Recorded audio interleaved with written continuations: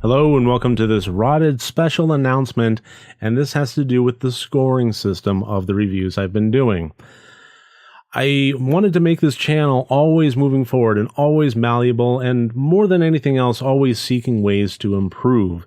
And you may recall in the past that instead of a technical category, I had a special effects category, and then I ran into the issue of, well, I'm reviewing movies that may not have a lot of special effects to them, and should they be getting scored lower than one with a lot of gore and blood and CG?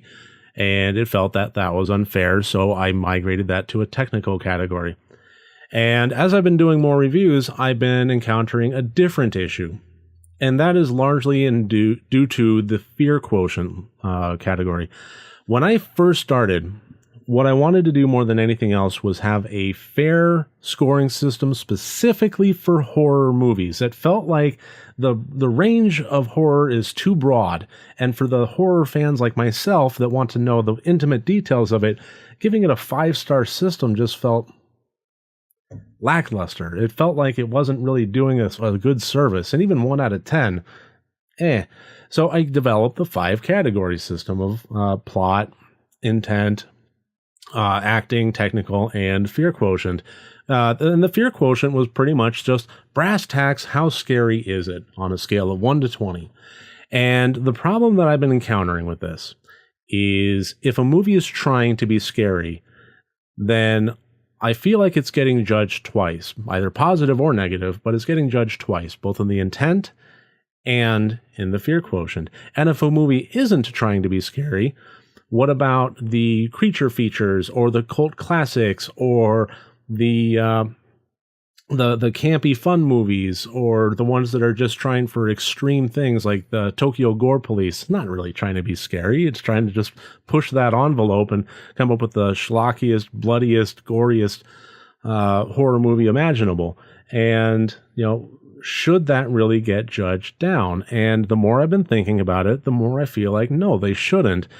Should I be shoehorning them in to try and say that they absolutely need to be scary, thereby justifying the existence of this category? And the more I review things, the more I feel like it's been unfair to them. Additionally, I've also found that the difference between my plot score and my intent score, I want it to be a little bit better defined, both in my head and my heart and for you. So I think I have a solution for this, and here it is. The fear quotient category is gone.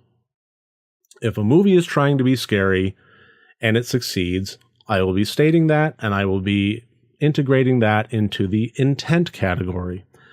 If a movie is trying to be scary and isn't, well, then it's going to lose intent points. That makes sense. It's trying to be something, it failed, intentions were off. If a movie is not trying to be scary, if it's trying to be, say, funny or campy, well, that's going to be rolled into the intent. So I will be making a specific mention if a movie is, terrifying.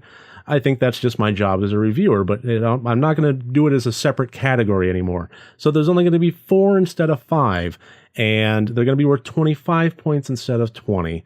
As well as, I think that this will also help differentiate between plot and intent.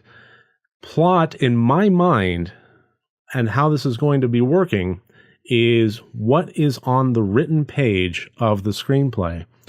If it works on a, this setting happens to this character, and then that causes this motivation to happen so that this action causes to get to this setting, and that makes sense, and it winds up with, a wonderful circular Shakespearean pattern, then awesome.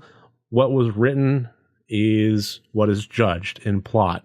Whether or not it succeeded in front of the camera winds up going into the intent and acting and technical and so on and so forth. So that's the way to differentiate a little bit better. So from now on, 4 categories, 25 points each. And you may be asking, what am I going to do with the old reviews that I've already done? I already have about 30, 35 of them under my belt here. I am going to be working that out. The fact is, my best idea that I have is to reapproach, to have an occasional special where I will go back and look at a movie that needs to be reviewed again and keep within the same spirit of it, just run it through the numbers differently so that they can be compared against each other with everything after this moment in a fair manner.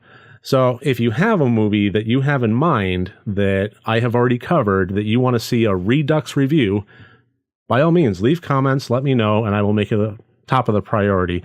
But eventually, everything in the Rotted Reviews is going to be falling into the 4-category system, including the ones I've already done. So that should about do it. Thank you for joining me, and thank you for putting up with me and my, having patience while this channel continues to find its footing and refine the process and make itself the best it can for you. Thank you.